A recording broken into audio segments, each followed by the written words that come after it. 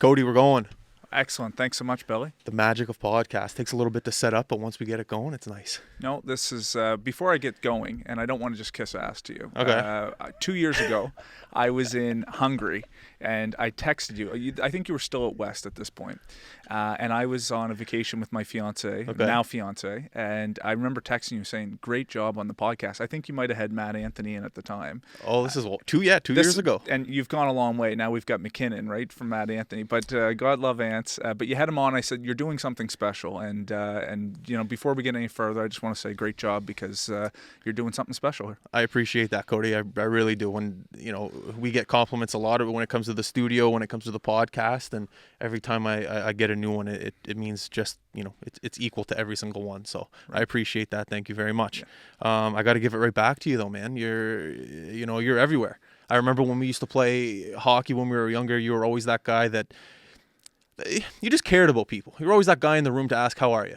In the sporting world, I'm not saying it's as common as regular life, but every now and then you do get that one person that says, "How are you?" Because everyone's mindset is just win, win, win, win, win at any cost. And I always just remember you guys like guys like Ben Clark, just special people that just cared about people. And to see where you are now, it just makes sense. I don't ask any questions. I go, yeah, where Kody is, he deserves to be there.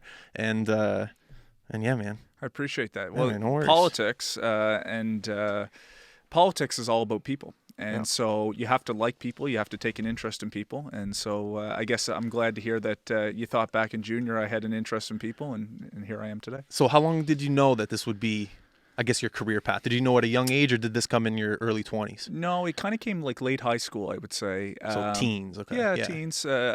Sport was my whole world, and I don't know how much you'll introduce me off the hop in the intro, but of course, hockey and softball were my two predominant sports. I played everything through high school, but as you get older, you start to think about, okay, why do things happen the way they do in the world? You just take a natural interest, and it wasn't until my first year at St. Mary's University. I was taking a commerce degree, but I minored in political science, and I took my first political science class, and I went, I love this. And really? I did. And it went from watching TSN to watching like legislative TV and CPAC. And, at that time, I wasn't partisan in that sense where I had been like, I'm rah-rah liberal or conservative or NDP or any of the different parties. I just knew that I had an interest in public affairs. And that's kind of where it began. Yeah. You start following it along. And I wanted to take some time to figure out where I fit on the ideological spectrum. In the meantime, I had been getting involved in the community in East Hants. Coached minor hockey. Did you? Yeah. I didn't know that. Okay. Yeah. So I was at St. Mary's. Let me take a step back. Take your time. Amherst Ramblers, and obviously with the Halifax Lions, played the Jungle. Played Maritime Junior League with you and others, and then went off and played university. So I went and played a year at Brock in St. Catharines. Really enjoyed my time there. Got to the point that with my education, with the courses I had taken before, it was going to be 2 years to graduate from Brock, or I could pick up my classes and come back to St. Mary's and finish in 1 year. But you already went to SMU before Brock, sorry. I had started at SMU when I was playing with the Lions, Yeah. and then had kind of taken some courses at Mount A, had been doing some distance stuff. Like I was kind of all over the place. That's how it is as a hockey player. That's right. And once I had my year done at Brock, it really came down to it. I said, okay, am I gonna continue to try to pursue this, or am I gonna go back to St. Mary's, finish up and move on with my life? And that's what I decided. Now, ironically, at that time, when I went back to St. Mary's, Curtis Black, who was the backup goaltender at the time for St. Mary's, ended up getting like a high ankle sprain. So I ended up getting a call from Tyler Nogler, of course, I was on the phone with him this morning. Oh, were you? Okay. 20 minutes before you got here, I was on the phone with him. Small world. So Nogs gives me a call and says, look, we need a backup goalie. And for those that followed university hockey at the time, Anthony Peters was the goaltender for St. Mary's. Okay. He was incredible. I was just very fortunate to get involved with the team. So I finished up with St. Mary's kind of in my, I guess it'd be I didn't know that. Yeah, no, I was at SMU, and great program to be with. We got to the final that year, and Of all the years that I played hockey, generally I was a leader or, predominantly was in the net. That was one of the times that I worked really hard, but just tipped my cap every time because Petey was just that good. And you just knew that he was the best guy in the net. And so you just kind of took solace being on the bench. But it's funny how when you hit that certain point of your career, you start to look at life in a different way rather than just hockey. Right. You hit that role and you're not that guy when it comes to, we all remember those times when we were younger, because I know you were always in those Nova Scotia programs playing Right. U16, U15, always top goalie in Nova Scotia, and your identity is that guy, that goalie, that player, that hockey player. And then when you start to hit that age where, you have guys from the OHL come to Nova Scotia and they're playing in the AUS or CIS, whatever it was called back then, and you're not that guy. And then you start to look at life, okay, well, where am I going? Where do I fit in this world now? Right. And it's funny how everyone kind of has a similar experience. Even if you're Wayne Gretzky and you're out of the game, he still has to re-identify himself when he's done hockey. That's so right. It's funny how everyone's kind of, scenario somehow comes to the same path. It's rethinking your brand, rethinking who you are. Yeah. And it doesn't matter if you're in politics, podcast, best player in the world. Everyone has to take that step back and just look. And I think the earlier you find it out, the better. All roads lead to the beer leagues. Is the Gretzky's even in the beer league now. It's just a better league than we'll be in, Yeah. a better beer league. Yeah. But I guess what I would say is I came back to St. Mary's. I'm finishing up my commerce degree, have an interest in political science, and I started getting involved in coaching East Hants minor hockey. What league? Adam AAA at the time. Nice. And so some of the kids that you'll know, like Riley Kidney, who was with Acadie Bathurst, he was 10 years old, and we're coaching a group of kids. We had a really exceptional group that had come through. Okay.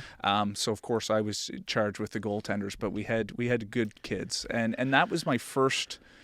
I don't want to say first because I had been involved in the community before, but when you get back coaching hockey, that's kind of where it began. In the meantime, after St. Mary's, asking myself what comes next, I figured I wanted to get into law school. Did not get into law school the first time. I had a terrible LSAT, and so was rejected from Dalhousie, or I think I was put on the wait list the first year. Okay. And said, okay, what am I going to do? Am I going to go work? Am I going to take another degree? Like, what am I doing? Yeah. Decided that I had an interest, of course, in public policy and affairs. So I took a Master of Public Administration from Dal. That was kind of the gap year before I got into law school. Okay. Sorry, what was the name of the course? What was it? It's a Master of Public Administration. Public Administration. So okay, a lot of people would take like an MBA, a Master of Business Administration. But this is actually public administration's focused on really getting you set to work in the public sector. So you help people get into the public sector is essentially? No. Like I would have worked as like a policy analyst for the government of Nova Scotia or the federal government, like the civil service. Okay. Type thing. Yeah. So, and I'm kind of going all over the place, but essentially that I did a program for a year. Was fortunate enough to get into Dalhousie my second year when I applied. Was put on the wait list again, and it wasn't until August 25th, like 10 days before school starts, I get a call, you're in. Yeah. And it just changed everything because 4 months later, I get hired at McGinnis Cooper, one of the larger law firms here in the city. Yeah. And really my whole life kind of took a different path. And, out of 10 days, maybe I didn't get in and who knows what I'd be doing now. Just pull that mic up a little bit. Sorry. Sure. A little bit there. Can you hear me better? Just like right there. Or just like turn it. There you go. There you go. Perfect. Yeah. Good. Yeah. Okay. So, things might have turned out differently. Going back to why politics and why I got interested in that path, hockey, of course, was a great connection to the community. In the meantime, after starting and being involved with East Hants minor hockey for about 5 years in that role with that group of kids that come through, I also started the East Hants Sport Heritage Society. Really? Yep. What? Yeah. We didn't know that. No. So the East Hants Sport Heritage Society. That's you. That's me. When did you start that? 2013. Man, good for you. So it really came out of the fact that when I had been playing softball, I played at a competitive level. We won a national championship in 2011 with it was called the Nova Scotia Murphy's Fish and Chips Junior Eagles. What a name. What a name. So a lot of great ball players, a lot of fast pitch, as you know. You've had other guests on the show, largely refined to rural communities across the country. Why is that? For whatever reason, it's funny. Baseball really existed in East Hants in the 1960s.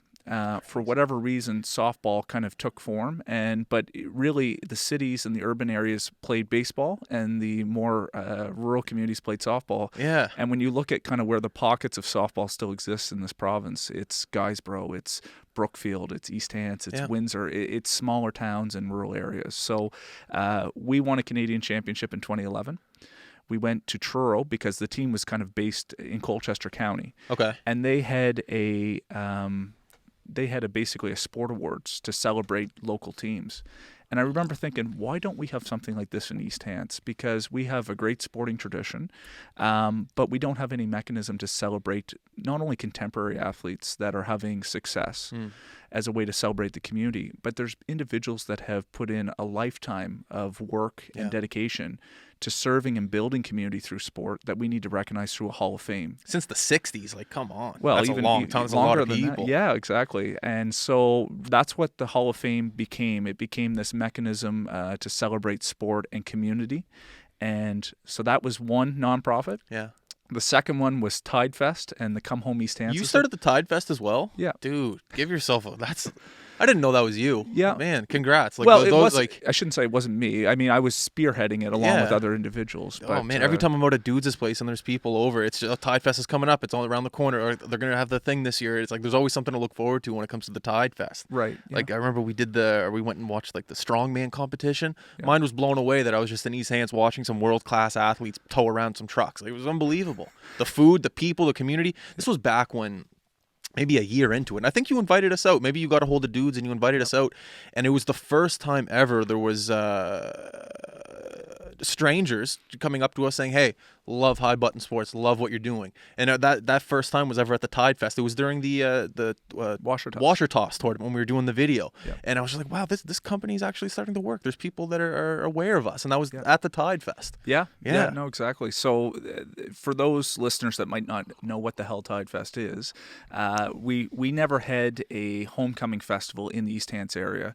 East Hants as a concept is really kind of relatively new because it used to be a series of communities, Enfield, Elmsdale, Lance, and every community would have their own kind of identity, which they still do, but we're starting to see ourselves more as East Hants from Enfield to Shubenacadie to perhaps maybe Upper Nine Mile River, the kind of the corridor area. There's Hants North and there's Mount Uniacke in different areas as well, but we never had something to bring people together. Yeah. Tide Fest, East Hants is home to the highest tides in the world. And the event was really just focused on bringing people together. And what do you need? You need music, you need food. And I said, I wonder what the Guinness Book of World Record is for the largest washer toss tournament. And we searched it up. It was in Wise County, Texas at the time. No way. Yeah. About 400 and I'm going to forget the number, maybe 488 people. Okay. And I said, there's no way that if we put on a Guinness World Record championship that we're not going to get at least 500 people here in Nova Scotia to do it.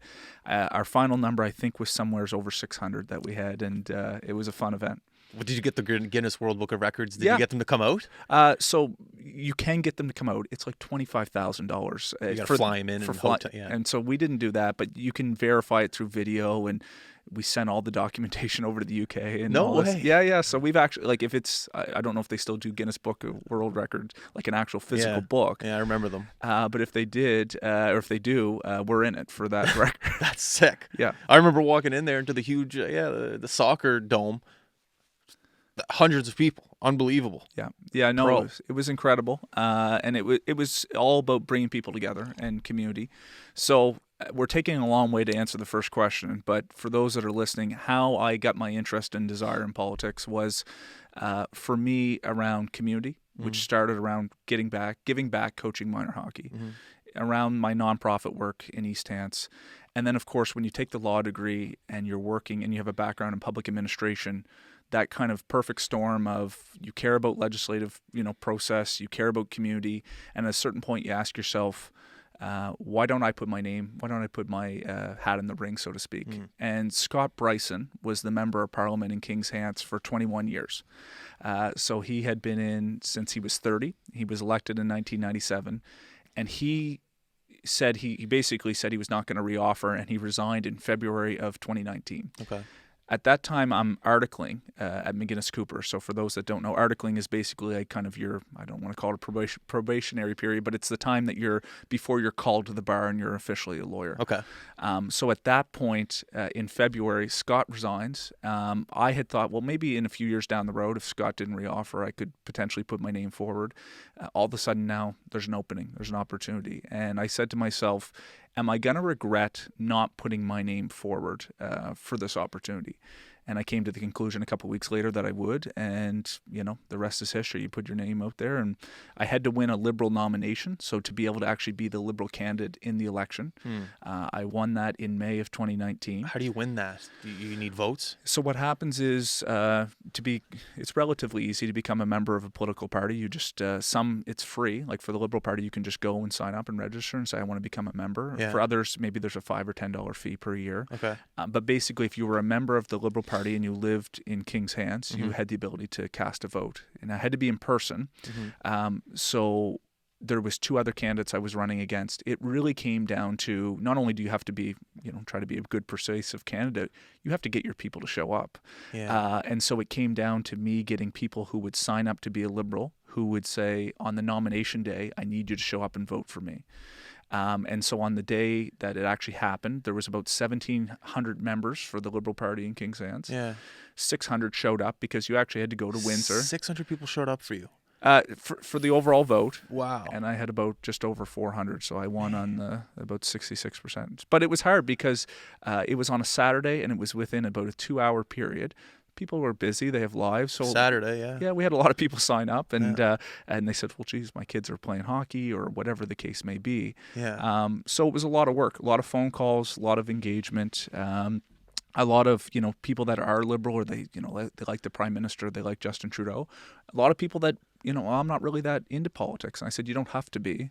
I just want you to believe in me, and I need you to get out. If you want me to be your member of Parliament, I need you to get registered and help support me. So yeah,